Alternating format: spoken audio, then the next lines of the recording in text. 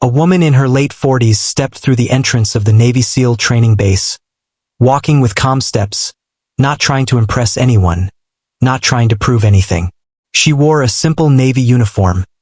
Nothing fancy, no shiny badges, no visible rank on her shoulders. To the young recruits standing around, she looked like someone who didn't belong there. Some thought she was a visitor, some thought she was maybe a clerk from the office, and a few even guessed she was a nurse or paperwork officer. No one imagined she could be someone important. The recruits were loud, full of confidence, and still new to the military world. Many of them were in their early 20s, full of energy and ego. They had just finished a tough drill, covered in sweat and sand, laughing and joking the way young soldiers often do when they think no one of importance is watching. When they noticed her, some stopped and stared, confused. She didn't look weak, but she didn't look like a fighter either. She stood straight, calm, and quiet. That quietness made them curious. One of the recruits whispered to his friend, "Who do you think she is?" The friend shrugged, "Probably here to take notes or bring orders. Maybe she's someone's assistant." They both laughed, already deciding she was not worth taking seriously. The woman didn't react. She just stood there, observing them the way a teacher watches a classroom before introducing herself. There was something in her eyes. Not arrogance, not anger, just a deep calmness, like someone who had already seen more war and struggle than these young men could imagine. A few more recruits looked at her and began joking. One said, "Maybe she's here to teach us how to fold sheets." Another laughed, "Yeah, or maybe she's here to bring us cookies." The jokes were not meant to be cruel, but they were filled with arrogance, the kind of arrogance that comes from not knowing who stands in front of you. Still, she didn't speak. She didn't correct them. She just waited. As the recruits continued talking, she walked further into the training ground, the sound of her footsteps light but steady. Every step showed confidence, the kind that doesn't need to be loud or aggressive. She didn't act like someone who needed attention, but she had it anyway. Some recruits noticed that even the instructors didn't stop her. That was strange. Normally, civilians or low-rank officers needed permission to walk into that area. But not one instructor questioned her or asked for ID. They simply nodded respectfully. The recruits noticed but still didn't understand. One recruit joked loudly, "Watch, she'll probably ask where the office is." Another responded, "Or maybe she's here to check if we cleaned the floors." A few laughed again. They were used to being the strongest in the room. They didn't know there were people in the world who didn't need muscles to command a battlefield. The woman finally stopped, standing just a few steps away from them, her expression neutral.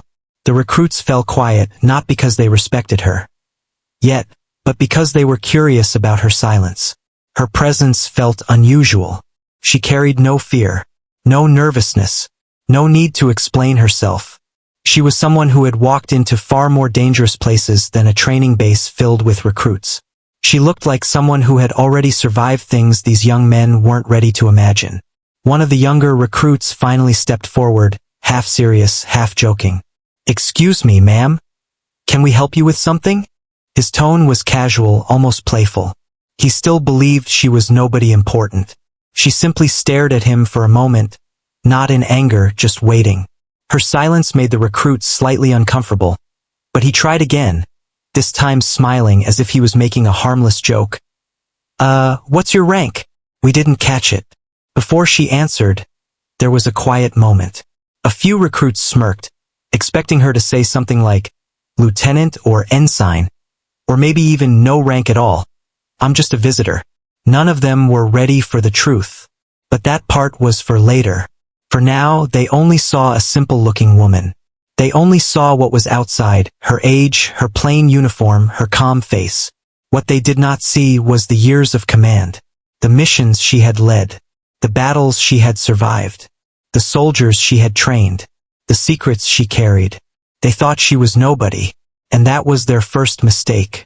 The break had just started, and the recruits were relaxed, sitting on the ground, drinking water, and catching their breath after the morning drills. Their bodies were tired, but their mouths were still full of jokes and confidence. The woman was still standing nearby, silent and calm, and the recruits were still unsure who she really was. But instead of letting it go, a few of them decided to entertain themselves a little more. One of the recruits, a tall and loud guy named Harris, nudged his friend and said, "Watch this. I'm gonna ask her what rank she has." His tone was playful but also a bit mocking, like he was sure the answer would be something low or unimportant. His friends laughed and encouraged him. They thought it would be funny. Harris walked toward her with a smirk, wiping sweat from his forehead. He didn't even stand straight, he spoke like he was talking to someone below him. "So, ma'am," he began, "what's your rank? Or are you just visiting?" His friends in the back quietly laughed. She didn't answer. She just looked at him, calm, unreadable, completely unbothered. The silence made Harris feel like he needed to try again. So he added, "Come on, don't be shy. We're all SEAL recruits here. We can handle the truth." He said it in a joking way, but there was ego behind it. Another recruit joined in. "Yeah, tell us, are you like a sergeant? Or something like that?" They weren't trying to be evil, they were just young, cocky, and too confident in what they thought they knew. To them, she didn't look like someone with authority. She wasn't yelling, she wasn't giving orders, and she wasn't wearing medals or badges. They judged her by what they saw, not by who she really was. She still stayed silent. The silence was starting to feel heavy, almost like she was letting them dig their own hole. A few recruits noticed that the instructors nearby were watching, but not stepping in. It was unusual. Normally, disrespecting any officer would get you punished instantly. But the instructors didn't stop them, which meant they already knew who she was. But the recruits didn't understand. They just kept going. One recruit, trying to act smart, said, "Maybe she's some lieutenant who got lost." Another added, "Or maybe she works in the kitchen." They laughed again, but not as loudly. The more she stayed silent, the more unsure they became. Finally, another recruit, trying to be funny, said, "Come on, ma'am. Don't worry. We won't laugh. Just tell us your rank." But they would have laughed because they still thought she was nobody. Inside, the woman understood exactly what was happening. She had seen this many times before in training camps, in boardrooms, in war zones. People always judged what they could see. And what they saw was a quiet woman, not a warrior. They thought silence meant weakness. They thought calmness meant she was harmless. They were wrong. Still, she didn't respond. She wanted them to know that respect is not something you give only when you already know someone's status. Real respect comes before the rank is revealed. Another recruit joked softly, "Bet she's a captain at most." Someone else whispered, "Nah, I think she's just office staff." The jokes were getting weaker now because something about her quietness was starting to feel different. Like she wasn't ignoring them. She was waiting. The instructors still said nothing. Hidden behind their neutral faces, they were enjoying the moment. They knew the recruits were about to experience a lesson that no textbook could teach. One recruit rolled his eyes and said, "She probably won't even answer." Another laughed, "Yeah, maybe she doesn't have a rank." That was the moment when everything changed, but not with anger, not with shouting, not with a lecture. Just one question, just one moment, just one word coming soon. They thought they were being funny. They thought they were in control of the conversation.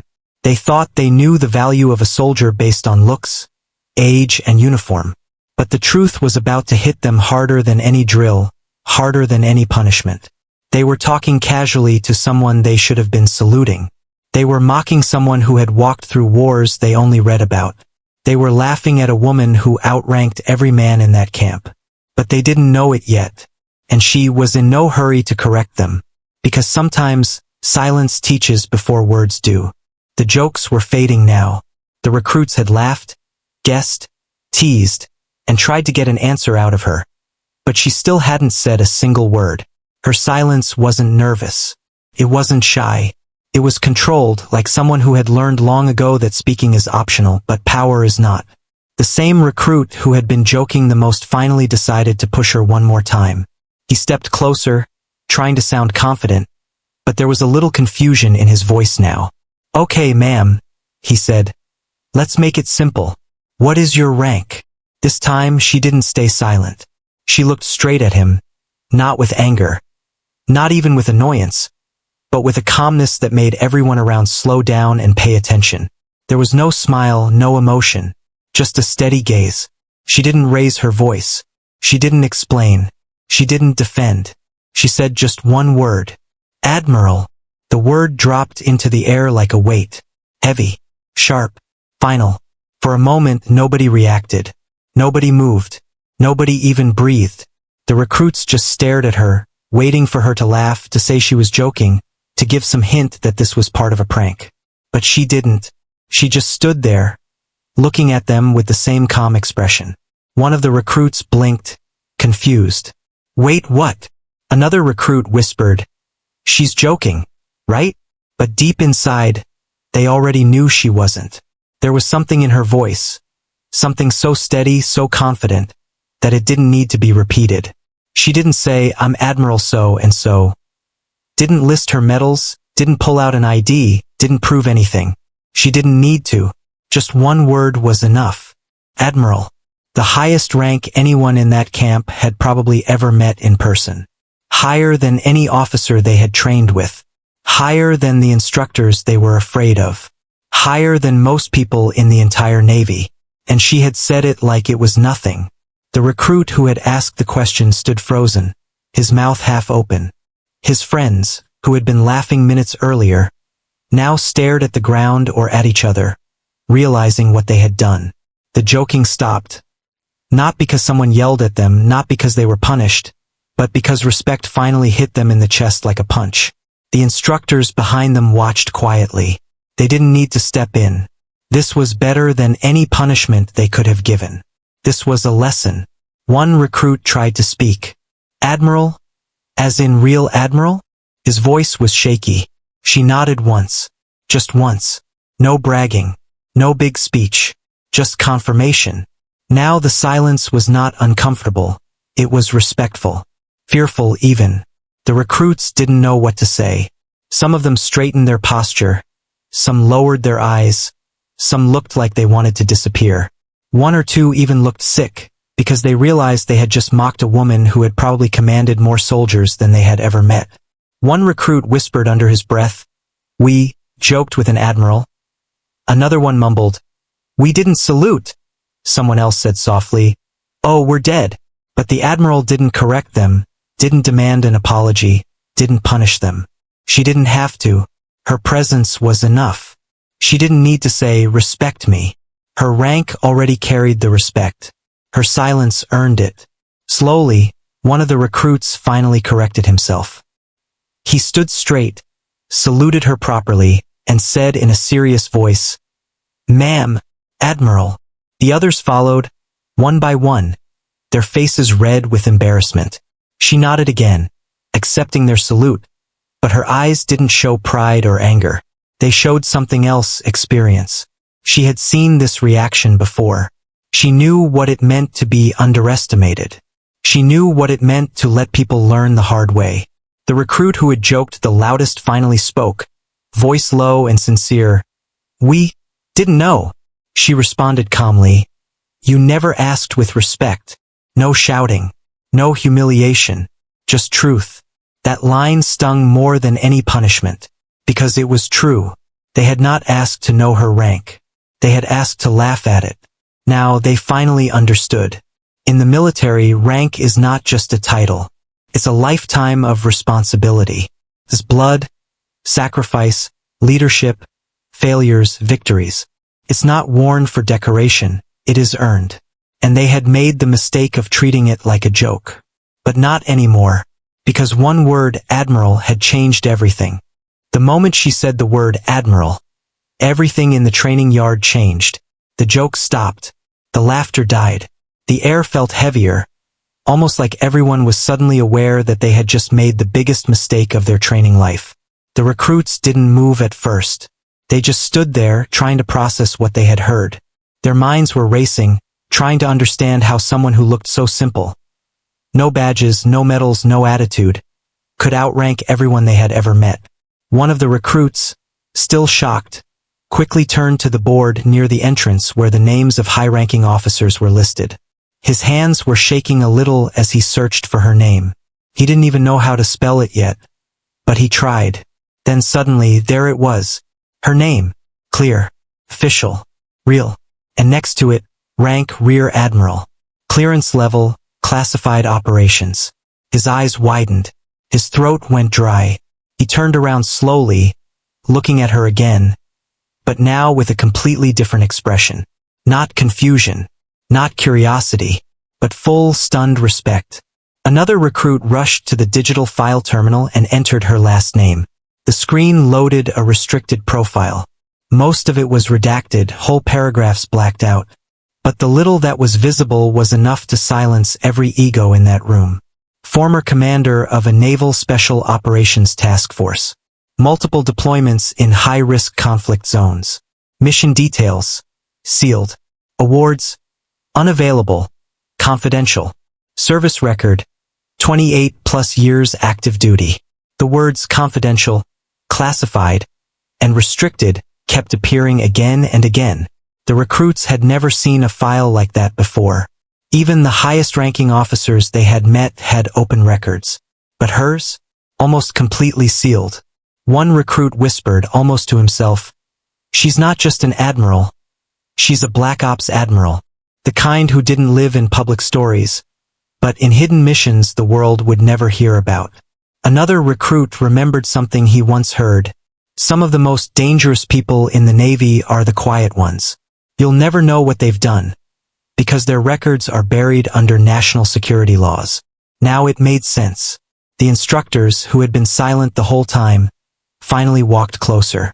One of them said in a serious tone, "You boys just learned the most important lesson of military life. Rank doesn't need to be shown to be real." The recruits felt smaller now. Not because she had embarrassed them. She hadn't said a single angry word, but because they realized they were the embarrassing ones. They had judged her by age, by uniform, by appearance. Not by service. Not by sacrifice. Not by respect. One of the recruits looked at her differently now, almost studying her. She was calm, almost gentle in posture, but now they could see something else in her eyes. Experience. The kind of experience that comes from facing real danger, real pain, real decisions that affect lives. She didn't have to prove anything. She was proof. Someone finally gathered the courage to speak. "Ma'am, Admiral, why didn't you correct us earlier?" She looked at him, not angry, not offended, just thoughtful. "Because the way you treat someone before you know their rank shows your true character." That sentence hit harder than a punch. The recruits now understood something they were never taught in textbooks. Respect is not for the uniform. Respect is for the human being inside it. They began to talk quietly among themselves, trying to make sense of what just happened. One recruit said, "She probably led missions we don't even hear about." Another added, "She probably trained people who trained us." Someone else whispered, "We laughed at someone who probably has done more for this country than we ever will." And it was true. She had led teams into war zones. She had made decisions that affected nations. She had lost soldiers under her command. She had written reports that would never be seen by the public. She had been trusted with secrets most people would never even be allowed to think about.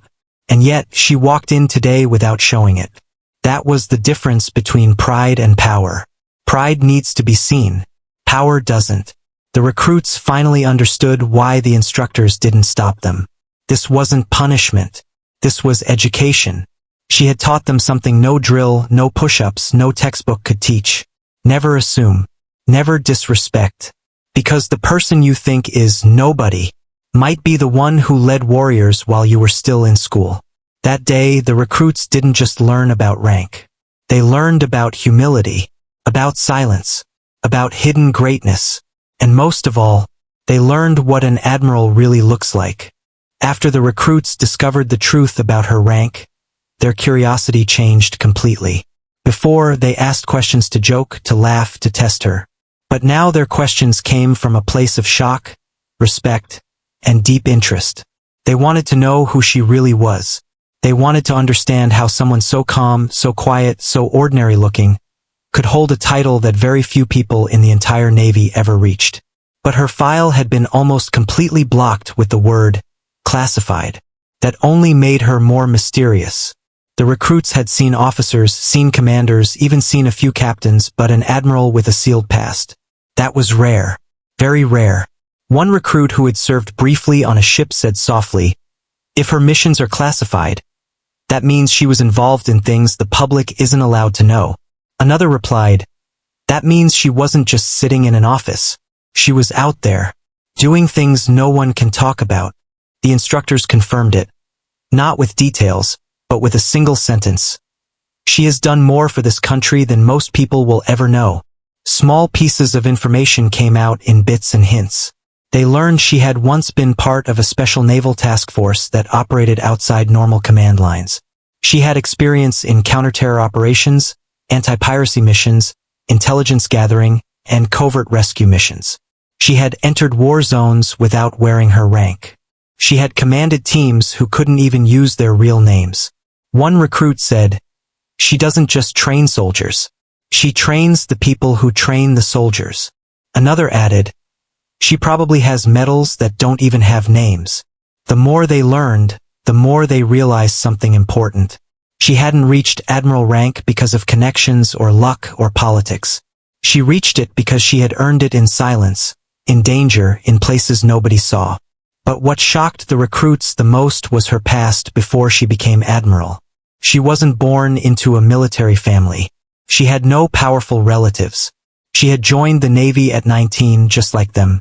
She started from the bottom just like them. She had been underestimated her whole life just like today. There were stories the instructors hinted at. Once, she had led a mission so dangerous that even the team didn't know the full details until years later. Another time, she had been the only surviving officer from an ambush overseas and still managed to bring her team out alive. She had been told you can't do it many times in her career, and every time, she had done it anyway. What made her even more shocking was that she was one of the very few women in U.S. Navy history to reach admiral rank after being in combat leadership roles. Not a desk admiral, a field admiral.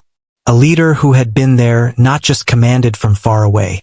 One recruit whispered, "She's not just an admiral. She's a legend we never heard about." Another recruit finally asked an instructor, "Why have we never heard her name before?" The instructor replied simply, "Because the best soldiers don't chase attention. They chase results." The recruits sat with that for a moment. The more they thought about her, the more they understood the reason behind her silence. She didn't come there to impress them. She didn't want them to stand in awe.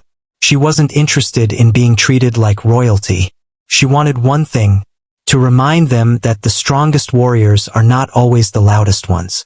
She didn't need to show her medals, didn't need to tell war stories, didn't need to demand respect. Her life was the story. Her rank was the proof. And the recruits began to feel something new. Not fear, not guilt, but inspiration. They looked at her and thought, if someone like her started as a recruit like us, maybe there's a chance we could be more too. That's when the truth sank in. They hadn't just insulted a high-ranking officer. They had insulted someone who had walked through fire to earn that rank. They hadn't just mocked a uniform. They had mocked a lifetime of sacrifice.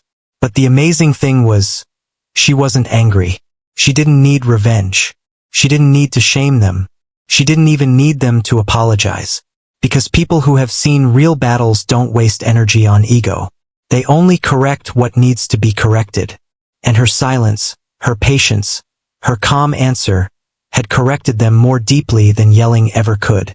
The recruits didn't know her full story, and maybe they never would. But what they did know was enough to change how they looked at every soldier, every officer, every stranger in uniform. They realized something they should have known from day one. You never know who you're talking to. You never know what they've survived. And you never know how much respect they've already earned. That lesson was going to stay with them for life. The recruits were still standing in silence, the weight of their mistake hanging over them like a heavy cloud. But the Admiral didn't use that silence to punish them. Instead, she took a slow breath and finally spoke. Not about herself, not about her missions, not about her rank. She spoke about respect. Her voice was calm, steady, almost gentle, but every word carried force. She didn't need to shout to make her words powerful. She looked at the group of young men and said, "You judged me before you knew me. Not because of anything I did, but because of what you assumed." The sentence sank deep into them. Some looked at the ground. Some stared at her, wishing they could turn back time. But she didn't stop there. "You thought rank was something to laugh about," she continued. "You thought it was just a title, something printed on paper. But rank is not a joke. Rank is made of years, years of training, years of leading, years of carrying the weight of other people's lives." Her voice didn't shake. She wasn't angry. She was teaching. She looked around, making eye contact with the same men who had laughed at her. Not to humiliate them, but to make sure they understood. "You thought I was someone unimportant because I wasn't showing my rank. But a true leader doesn't need to prove themselves with medals or badges. A true leader earns respect even in silence." That line hit them harder than any shout. Then she said something that none of them expected. "I'm not upset that you didn't know my rank. I'm disappointed that your respect depended on it." The recruits finally understood the real problem. They didn't respect her because she looked ordinary. They didn't respect her because they didn't see her power. They respected her only after she said the word Admiral. And that was wrong. She continued, "If you only respect people when you think they're above you, then you don't understand respect at all." Those words were not just for that moment. They were for life, for war, for leadership, for being a man, for being a soldier. She didn't give them a speech about her achievements. She didn't brag. She didn't remind them how high her rank was. She didn't punish them with push-ups, laps, or drills. She gave them something far more lasting, a lesson in humility. She told them, "Out there on the battlefield, you don't know who will save your life. Sometimes it's the quiet one. Sometimes it's the one you ignored. Sometimes it's the one you underestimated." The recruits listened like children being told a truth they wished they had known earlier. Not one of them dared to interrupt. Not one of them looked away. She then said something that made even the instructors silent. "I have buried soldiers who never got the respect they deserved until after they were gone. Don't wait for someone to prove their worth. Respect them while they're still standing." Her voice softened even more. "You don't salute the uniform. You salute the sacrifice behind it." Some recruits felt a knot in their throat. They thought about the way they laughed earlier, how confident they were, how sure they felt that they could judge someone by looking at them. Now they understood just how foolish that was. She didn't want an apology. She wanted change. Then came the final strike of truth. Rank is not a decoration. It's a responsibility. It's blood, time, and sacrifice. And if you ever earn one, I hope no one laughs at yours the way you laughed at mine. No one even blinked. It wasn't anger. It wasn't revenge. It was a mirror. She didn't shout at them. She didn't insult them. She didn't punish them. She let them punish themselves with realization. In that moment, every recruit understood something that couldn't be written in a textbook. Respect is not given because someone demands it. Respect is given because you choose to honor the struggle that you cannot see. The recruits had come to training thinking the Navy would only teach them how to shoot, fight, climb, swim, and survive. But that day, they learned something more valuable than all of that. Strength without respect is just ego. Rank without humility is just decoration. And a soldier without honor is just a man in a uniform. When she finished speaking, she didn't wait for applause or apologies. She just stood there, silent again, calm, steady, unshakable. And this time, the silence wasn't awkward. It was respectful, because they finally understood who she was. Not just an admiral, a leader, a warrior, a lesson. And the biggest lesson of all was simple. Respect everyone. Because one day, the person you laughed at might be the one who gives you the order, or the one who saves your life.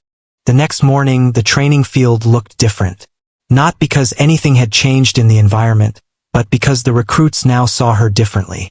The woman they once thought was just another trainee was actually a high-ranking admiral, someone who had spent more time in the military than most of them had been alive.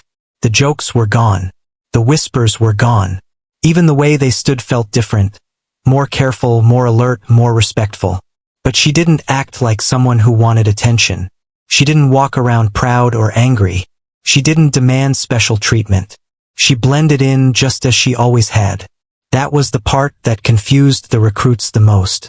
They expected someone of her rank to stay distant, to give orders, to watch from a safe place. Instead, she woke up when they woke up, trained harder than all of them, and helped anyone who fell behind. If someone struggled in the water, she jumped in. If someone's weapon jammed, she showed them how to fix it. If someone wanted to give up, she looked them in the eye and pushed them forward. Some recruits tried to ask her questions, but she always stayed humble. When one of them said, "Ma'am, why are you even here with us?" she only replied, "Because a leader should never forget where the journey starts." Slowly, a strange thing started happening. The same people who once laughed at her were now following her, copying her discipline, watching her like a living lesson. It wasn't fear, it was respect. And respect was something no rank could force. It had to be earned, and she had earned it without even trying. But not everyone was happy. Among the recruits was one man named Briggs. He had always wanted to be the strongest, the fastest, the one everyone looked up to. When he found out the woman outranked even the instructors, he felt defeated, like his pride had been snatched away. First, he stayed quiet. Then the jealousy began. One afternoon during combat drills, Briggs tried to embarrass her. He challenged her to a hand-to-hand fight in front of everyone, pretending it was just practice. The others knew exactly what he was doing. He wanted to prove she was only talk, and that rank didn't matter in the real world. The instructor hesitated, but before he could speak, she nodded calmly and said, "Let's begin." The fight started. Briggs attacked fast, strong, confident. He was bigger, heavier, and younger, but she was faster. She didn't fight wild, she fought precise. Every move was controlled, every step calculated. Within seconds, she had taken him down. Not brutally, not to humiliate him, just enough to show she could. She helped him up afterward and said, "Strength is good, control is better." No one laughed, no one cheered. They were stunned. Briggs stood there breathing hard, his ego shattered, but something changed in his eyes. That moment wasn't about defeat, it was about truth. He finally understood that leadership wasn't about being the loudest or the toughest. It was about mastery, patience, and purpose. The lesson hit him harder than any punch. From that day, even Briggs stopped competing with her. He started learning from her just like everyone else. Over the next days, the atmosphere in the camp changed completely. The recruits trained not because they were forced, but because they were inspired. They pushed harder. They ran farther. They stopped blaming each other and started working like a real unit. And the strangest part? She never gave a single speech. She didn't need to. She taught by example, quiet, steady, fearless. Rumors about her began to spread outside the camp too. Other officers visited just to confirm the story. An admiral is training as a recruit? Some called it crazy. Some called it genius. The higher command knew the real reason she was there, but no one else did. She wasn't there to prove she was strong. She was there to understand the new generation she would soon command. She wanted to know their struggles, their limits, their spirit. Not from behind a desk, but beside them, in the mud, in the freezing ocean, under the same weight on her back. One night, while the recruits sat by the fire after a long march, someone finally said what everyone was thinking. "You could be anywhere in the world, living like a top officer, yet you're here with us. Why?" She looked at the flames for a moment, then said, "Because one day, when I'm giving the orders, I want to remember what it feels like to carry them." That was the moment every single person there stopped seeing her as just an admiral. She was one of them, and because of that, they would follow her anywhere, not because they had to, but because they trusted her. Little did they know the hardest test was still ahead. The final test arrived before anyone was ready for it. It was called the Black March, the hardest part of the entire training program. No one knew exactly what would happen, only that it separated the ones who dreamed of being special forces from the ones who became special forces. It was designed to break the body, crush the mind, and expose the heart. The recruits were given only one rule: survive as a team or fail as a team. No medals for individual heroes. No extra points for finishing first. If even one person quit, the whole group failed. The instructors handed them heavy packs, almost twice their body weight, and ordered them to move at night, through rough terrain, without maps, without rest. The wind was cold, the ground was uneven, and the sky offered no light. They walked through mud, rivers, and hills that felt endless. Every step felt like lifting a mountain. Knees burned, backs ached, feet blistered, and minds began to collapse. First, everyone tried to stay strong. Jokes were made, spirits were high, and confidence was loud. But after hours passed, the silence grew heavier. Muscles shook. Eyes felt heavy. Hunger made them weak. Even breathing began to feel like work. One recruit stumbled. Then another. Someone fell face first into mud and didn't move for a moment. The instructors watched from a distance, saying nothing. They didn't need to. The real enemy now was the battle inside the recruits' own minds. Somewhere in the middle of the darkness, the first recruit whispered the words no one wanted to hear. "I can't do this." He wanted to quit. He was shaking, scared, exhausted. Everyone stopped walking. They knew what it meant. If he quit, the whole group failed. And for the first time in the entire journey, all eyes turned to the woman, the Admiral. But she didn't shout at him. She didn't force him to move. She knelt beside him, put a hand on his shoulder, and said quietly, "You don't have to carry everything alone." Then she did something that shocked everyone. She took off her own pack, the heaviest of all, and lifted his pack onto her shoulders as well. 2 full loads. One person carrying the weight of 2 soldiers. The others stood frozen. She looked at them and said, "If one of us falls, the rest carry him. That is how a real unit survives." Something changed in that moment. The tired eyes of the recruits lit up again. They weren't just running a test anymore. They were fighting for each other. One recruit offered to carry someone else's canteen. Another shared his last energy bar. Someone else took turns helping the weakest keep walking. No one wanted to be the reason the team failed, not because of pride, but because they finally understood what unity meant. They walked for hours more. Morning came and went. Time didn't feel real anymore. Their bodies were in pain, but their minds were locked in one purpose: finish together. Then came the last stretch. A steep hill covered in rocks, almost impossible to climb with so much weight. One by one, their legs gave out. Some crawled. Some cried silently. Some screamed through clenched teeth. But no one stopped. Halfway up, the Admiral's legs trembled. She had carried double weight for too long. Everyone saw her stumble, and for a second, they thought she might fall. But before she hit the ground, the recruits rushed to her like instinct. The same people who once laughed at her were now lifting her, supporting her arms, helping her climb. No one was a leader. No one was a follower. They were one. When they finally reached the top, they collapsed together, breathing, shaking, bleeding, but still there. A helicopter appeared in the sky. The instructors walked up slowly, studying the group. Not a single person had quit. One instructor simply said, "Congratulations, you passed." But what came next was the real surprise. The commanding officer stepped forward with papers in his hand. He looked straight at the group and said, "You all should know something. She didn't come here for training. She came here to choose who will serve directly under her command." The recruits stared at her in shock. "She could have chosen anyone in the world," the officer continued, "but she wanted to see who could endure, who could lead, who could stand beside her in the toughest missions." Then the Admiral finally spoke. Her voice was calm and steady, just like always. "You thought this was about becoming soldiers," she said. "But it was about becoming a team. A leader is nothing without those who believe in them. And now I know who I can trust." Tears formed in some eyes, not of sadness, but of pride. They weren't just recruits anymore. They were chosen. The joking, the mocking, the doubt. All of it was gone. The woman they once questioned was now the one they would follow into any battle.